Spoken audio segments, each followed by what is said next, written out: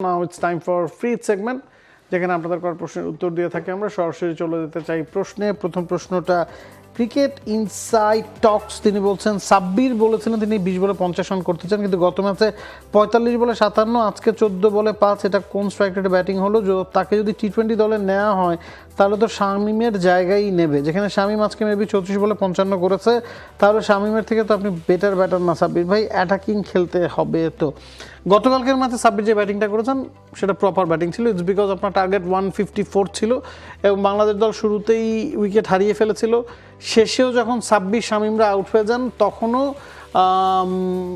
মানে asking run রেটটা প্রায় 7.5-8 ছিল মেরা ওয়াহিন আমরা জানি যে আব্দুল গাফার সাকলেনা থাকে ব্যাটিংয়ের ডেপথটা আছে তো গতকালকে সাব্বির যেটা করেছেন ভুল সময় আউট হয়েছেন স্ট্রাইক রেট নিয়ে কথা বলার জায়গা নাই তবে আজকে স্ট্রাইক রেট নিয়ে আপনি কথা বলতে পারতেন 14 বলে 5 রান কখনোই টি20 ষোলো ইনিংস না তবে টার্গেটটা আপনাকে মাথায় রাখতে হবে টার্গেটটা মাত্র 132 ছিল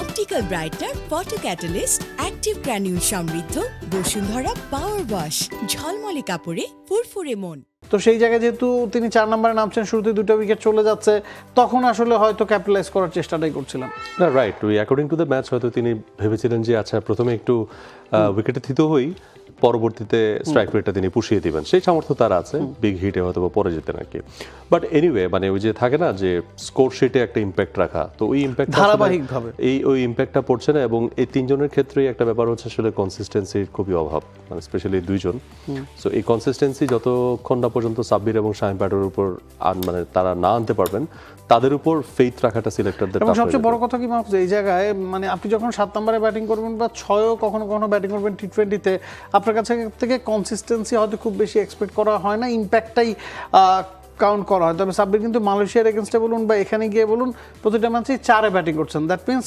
তার হাতে অনেকক্ষণ সময় থাকছে তার হাতে সুযোগ থাকছে তো ওই জায়গায় যখন আপনি 4-এ ব্যাটিং করবেন আপনার কাছ থেকে কনসিস্টেন্সি আসলে এক্সপেক্ট করাটাই স্বাভাবিক এবং বাংলাদেশেও তিনি যখন খেললেন মালয়েশিয়ার বিপক্ষে সেখানেও কিন্তু তার কাছ থেকে যে পারফরমেন্সটা আসলো সেটাও কিন্তু খুব মানে আহত করেছে যারা তার সমর্থক আছেন তো সেখানে যেমন ওই যে একটাও ছক্কা মারতে না পারা বা হাই স্ট্রাইক রেটে না যাওয়া যেটা আপনি বললেন তার রোলটাই হচ্ছে আসলে high intensity with high impact so এটা তো আসলে ছিল না বাংলাদেশে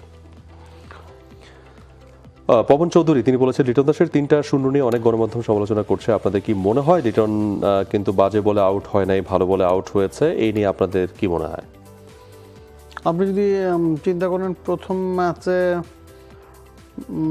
that was a good delivery দ্বিতীয় ম্যাচেও আপনি একটা লাইফ পেয়েছিলেন সহজ ক্যাচ ওয়েবস্টার উদযাপন করতে গিয়ে ছেড়ে দিয়েছেন পরের বলটা ইনসুইং করে ভেতরে ঢুকেছে হ্যাঁ বলগুলো খারাপ ছিল না বলগুলো প্রতিটা কি আসলে সমীহ করতে হতো এবং একজন ব্যাটসম্যান যখন আসলে ইনজুরি থেকে মাত্র ফেরেন এবং শুরুতেই তাকে স্টার্কের ওই ধরনের ইনসুইঙ্গিং ডেলিভারি বা কামিন্সের ওই বাউন্সারগুলো সামলাতে হয় এবং আপনি যখন 1-0 করেন পরের ইনিংসে কিন্তু মাথায় কাজ করে যে আমি 11 ইনিংসটা শূন্য করেছি 2টা শূন্য যখন করেছে তখন তো মাস্ট আপনার কাজ করছেই ফিরে আসতে হবে ফিরে আসবেন লিটন মানে তার প্রথম 94 ইনিংসে 2টা ডাক আর তারপরে টানা 3টা ডাক এটা আসলে সবাই মেনে নিতে পারে নাই আর কি কারণ সেখানে দেখেন ব্যাট হাতে সবাই কিন্তু চেষ্টা করেছে ফাইট করেছে লড়েছে যেখানে মেহেদী মিরাজের সঙ্গে হাসান মাহমুদ 93টা বল খেলে সেখানে আপনি তিনটা ইনিংস থেকে মাত্র 27 বল খেলবেন 3টা ইনিংসে মাত্র 38 মিনিট আপনি উইকেটে স্টে করবেন সো এটা লিটন সুলভ না আর কি আর লিটন বলেই হয়তো বা মানুষের এক্সপেকটেশন থেকেই এই কথাটা আসলে বলছেন মোহাম্মদ শাহাদাত প্রথম দ্বিতীয় টেস্টে দেখলাম তাসকিন 126-128 গতিতে বল করছে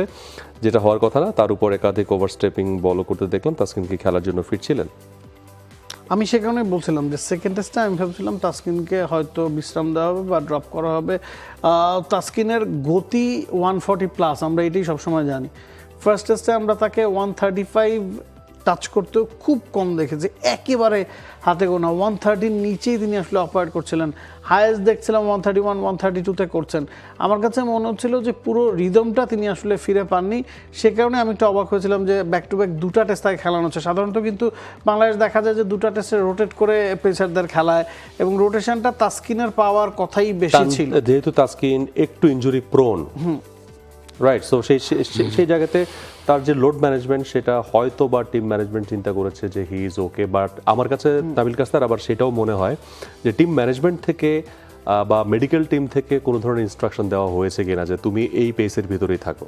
না, এখন এর চেয়ে এই বেশি গেলে পেসের তোমার মধ্যে জন্য যদি লোড আপনাকে থাকতে হবে, that means you are not fit enough. আপনি যদি আপনার সেরা পেসে যেতে না পারেন, তার মানে তো আপনি ফিট না, ব্যাপারটা তো তাই। মানে হতে পারে না যে তাসকিনের এই সার্ভিসটা পাওয়ার জন্য তারা তাকে এই লোড ম্যানেজমেন্টে Okay. খেলাচ্ছে, এটাও হইতে পারে, বাট এটা আমরা খুব বেশি শিওর মানে করে এটা বলতে আমরা পারছি না। বাইরে থেকে আসলে আজ করতে পারি, আজ করতে পারি, বা আলোচনা করতে আমরা পারি। শিওর করে বলতে পারছি না যে আসলে টিম ম্যানেজমেন্টের ইন্টারনাল ডিসিশনটা কি, বা মেডিকেল টিম বা ফিজিওর সেখানে অ্যানালাইসিস কি ছিল, তার লোড ম্যানেজমেন্টের ক্ষেত্রে কোনো স্পেশাল ইনস্ট্রাকশন ছিল কিনা যে তুমি 128-30-এই থাকো। সো ওইটা আসলে আমরা শিওর বলতে পারছি না। নির্জন তালুকদার তিনি বলেছেন বাংলাদেশ এসপি দল ফাইনাল খেলতে আর কি করতে হবে ভাই, আমার একটা স্বপ্ন, আমার প্রশ্নের উত্তর দিবেন। নির্জন তালুকদারের স্বপ্ন আপনার পূরণ হয়ে গেছে, আপনার প্রশ্নের উত্তর মানে আলোচনা হয়ে গেছে, উত্তরটা এখনো না, কাছে এখানে দেননি। যেটা হয় এইচপির যেই খেলাটা নর্থ টি20-তে হচ্ছে, সেখানে আপনি দলগুলোকে যদি কাটাছেড়া করেন, দেখবেন বিগ ব্যাশের দলগুলো একাডেমি ক্রিকেটারদেরকে খেলায়। দেখা যায় যে সামনে যখন বিগ ব্যাশ হবে, বিগ ব্যাশে তারা একাদশের দু একটা জায়গা নিয়ে হয়তো যাচাই বাছাই করে, সেই দুই একটা জায়গার জন্য যেই 4-5 জনকে তারা চিন্তা ভাবনা করছে, সেই 4-5 জন এই একাদশগুলোর মধ্যে আসলে থাকেন। নিউজিল্যান্ডের যে এ দলটা এসছে, দ্যাটস আ প্রপার টিম, যথেষ্ট শক্তি আছে ওই দলটার মধ্যে। আপনি নামগুলো দেখলে বুঝবেন যাদের অনেকে জাতীয় দলে খেলেছেন বা জাতীয় দলের খুব কাছাকাছি আছেন। কিংসম্যান দলটা খুব ভালো, সেখানে পাকিস্তানি বংশোদ্ভূত আমেরিকান ক্রিকেটার আছে, বা ইউএসএ বেসড দুই একজন ক্রিকেটার আছেন, ভারতীয় বংশোদ্ভূত ক্রিকেটার আছেন যারা আমেরিকান জাতীয় দলটার হয়ে খেলে, এবং পাকিস্তানের বেশ কিছু ক্রিকেটার ওই দলটাতে আছেন। এছাড়া নেপালকে আমার কাছে শক্ত মনে হচ্ছিল, তবে নেপাল কিন্তু তাদের সেরা ক্রিকেটটা এই জায়গায় খেলতে পারছে না। আমার কাছে মনে হয় যে বাংলাদেশ এইচপি দলটার ফাইনাল অন্তত খেলা উচিত। নিউজিল্যান্ডের সাথেই তাদের মূল ফাইটটা হবে। এখন পর্যন্ত 3 ম্যাচে 3টা বাংলাদেশ জিতে টেবিল টপ পজিশনে আছে। নিউজিল্যান্ডও সবগুলো ম্যাচ জিতেছে, কোনো ম্যাচ হারেনি। তো এই দুটা দলেরই আসলে ফাইনাল খেলা উচিত বলে আমি মনে করি।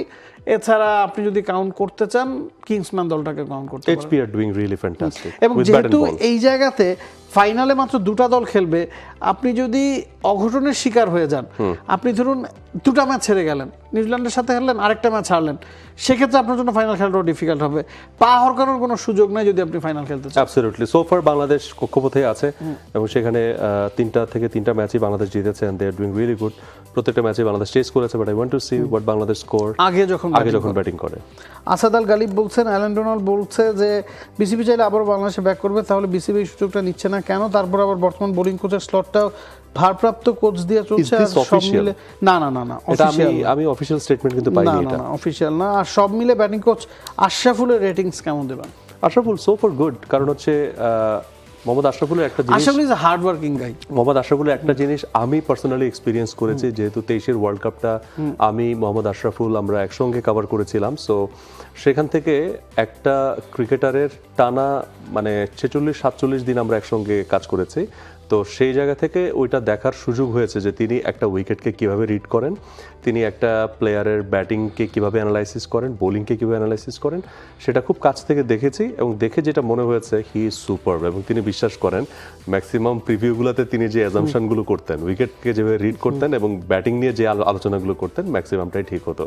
সো ওইখান থেকে আমার একটা ইনস্টিংক্ট যে he is a very good reader of cricket.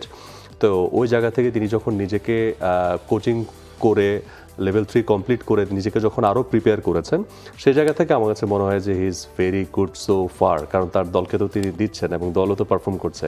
মানে মেগা টেস্ট দিয়ে আশরাফুলের কোচিং ক্যারিয়ারটাকে বিবেচনা না করাই ভালো। দারুণ টেস্ট দিয়ে করাটাই শ্রেয়। So far good. আজকে ক্রিকেট শো শেষ করছে এখানেই। আমরা সপ্তাহে 3 দিন শনি সোম বুধবার হাজির হয়ে যাই ঠিক সন্ধ্যা 6টায় দ্য ক্রিকেট শো নিয়ে। ক্রিকেট শো দেখতে ভুল করবেন না, টি স্পোর্টসে চোখ রাখতে ভুল করবেন না। ভালো থাকুন, সুস্থ থাকুন। For more updates, subscribe to our YouTube channel and click on the bell icon. Follow us on Facebook and Instagram. Download T-Sports app to enjoy exciting games and highlights. Visit tsports.com.